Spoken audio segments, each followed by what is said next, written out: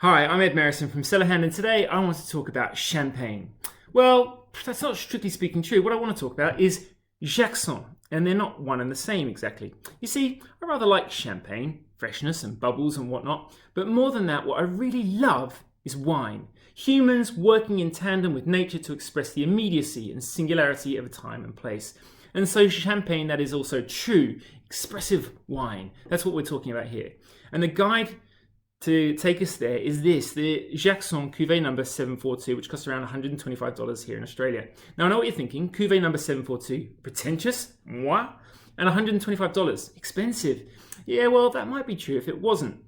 You see, this so-called 700 series is a 20-year-old concept that ripped up the rulebook in champagne. It takes a bit to get your head around, so please bear with me, because this will take a while, but it's worth it if you wish to discover where champagne can take you once it enters the realm of great wine.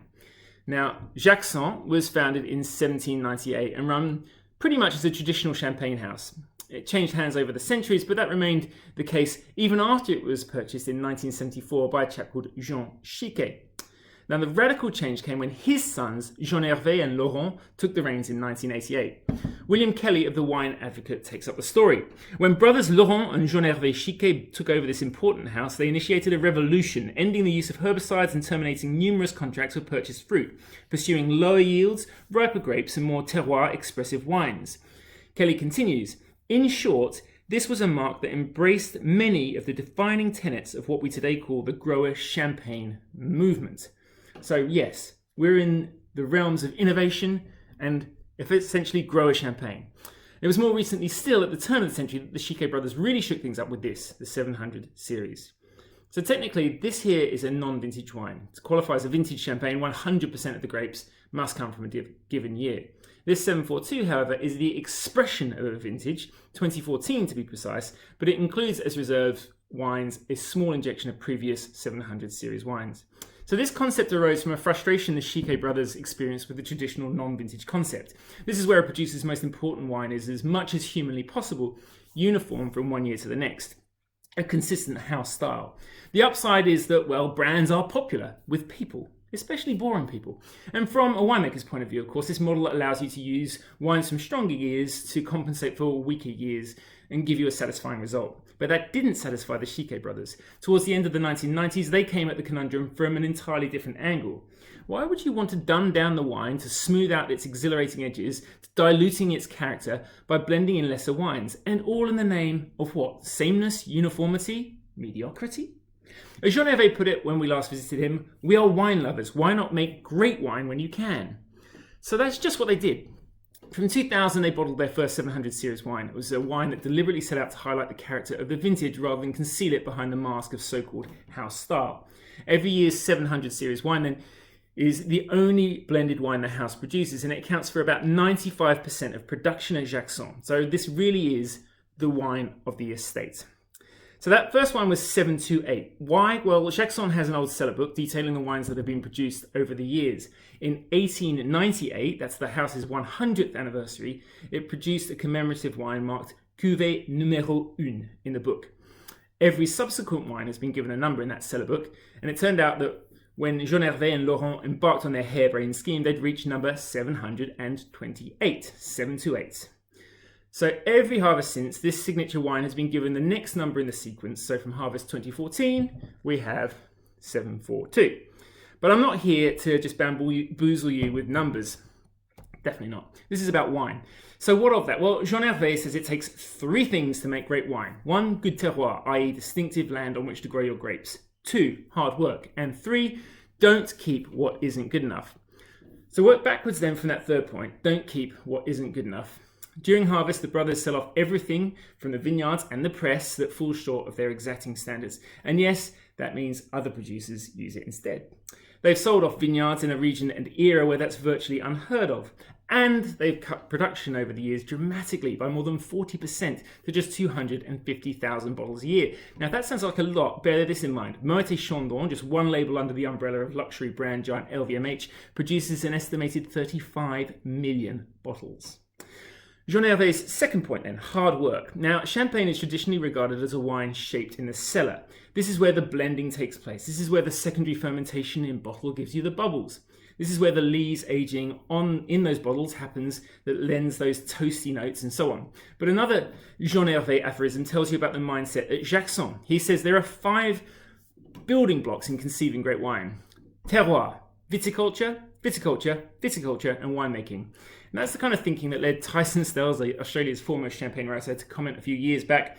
Each time I look, this little house in the village of Dizy appears more like a fanatical grower-producer, which leads us back nicely to Jean-Hervé's first point. You need great terroir to make great wine. The family's main holdings are in the Grande Vallée de la Marne and the Côte des Blancs. In the Marne Valley, they have vines in the Grand Cru Ailly, as well as the Premier Cru Auvillers and their home village of Dizy. And in the Côte des Blancs, the Chiquets have vines in the Grand Cru of Avize and Wary. And this Premier and Grand Cru fruit is what goes into the 700 series blends. In terms of grape varieties, around 50% of holdings are Chardonnay, with the other 50% roughly even split between the red varieties Pinot Noir and Meunier. So the precise blend of each 700 series reflects those plantings, but varies year to year, obviously depending on yields and quality, because as I said, the Chiquets don't keep what isn't good enough. Now, Jacquesson is technically speaking a house, not a grower. You can't see it, but here on the side of the label, there's a code preceded by the initials NM, and that stands for Négociant Manipulant. It means that Jacquesson is entitled to buy grapes, must, or wine from other growers. That is because up until the Chiquet brothers took over in 1988, this was, as I said, a traditional champagne house. Now, these days, though, they grow more than 80% of their fruit for themselves, and that's been the case for quite a while. The rest comes from neighbours whose vines are in exactly the same cru as those of Jacquesson, literally vines that they're looking after right next to them. And that's really important because it means the Chiquets control the vine husbandry and delivery of the grapes to their presses, which brings us to the making of the wine. I mentioned earlier that champagne is generally regarded to be the product of a cellar. Some 90% of champagne is a blended non-vintage product after all. In the main, that means chalky soils, the cool northern French climate, and the 3 principal grape varieties of Chardonnay, Pinot Noir, and Meunier are the kind of outdoors bit of champagne, and the rest is all winemaking.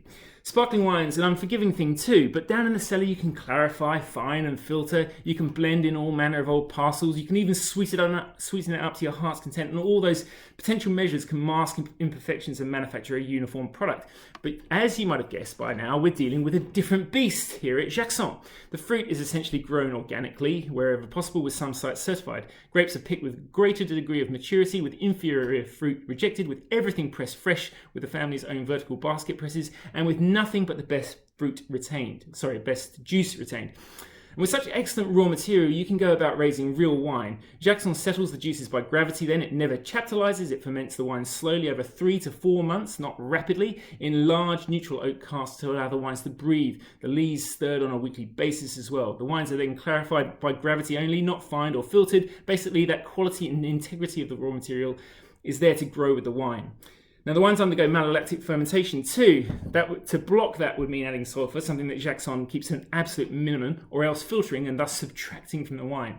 The regular 700 series wine spends around 4 years aging on lees before disgorgement. The brothers also do a dégorgement tardif as well, late disgorged version, laid down for around 9 years before disgorgement. So the greater ripeness that you get here, the initial lee stirring, the raising in cask, the malolactic conversion, the refusal to strip the juices, and then the long lees aging in bottles, all of these contribute to the raising of a robust, textured, balanced wine that requires very little dosage. All 700 series wines have been extra brut, extra dry, dosage at bottling usually less than 2.5 grams per litre. This 742 is just 1.5 grams per litre. It was disgorged in January 2019. That's the other thing about Jacquesson, totally transparent with all the info right here on the bottle, even the amount of sulfur, which is vanishingly low. It also tells you that 222,044 bottles were made. Remember, we're talking roughly 95% of their production right here. So I guess it'd be rude not to have a little taste. So this really smells of mineral salts, lemon zest, grapefruit. It's got a delicate sort of strawberry sorbet kind of note, but also a trademark almondy smell reminiscent of Amontillado sherry. On the palate, very fine, very pure, energetic, a satiny feel with a really fine mousse. More citrus impression here, but delicate pink berries beneath. There's a lovely wave of chalky sea spray freshness too that breaks over the tongue and rolls long after you swallow. Very, very fine, very graceful with a savoury, salty finish. Now, I can't stress enough that this is real wine you're paying for here, and it should be as welcome at the dinner table as it is before. So drink it with any of those things you might pair with a very fine, very dry, mineral white wine. But that is exactly what this is. So for more on the wines of Jacquesson or any other grower in the CellarHand portfolio, please go to our website, that's www.cellarhand.store, or feel free to send us a direct message at CellarHand Wine or to me at Van Merrison. In the meantime, please stay safe, stay well, drink responsibly and discerningly, and thanks very much for watching.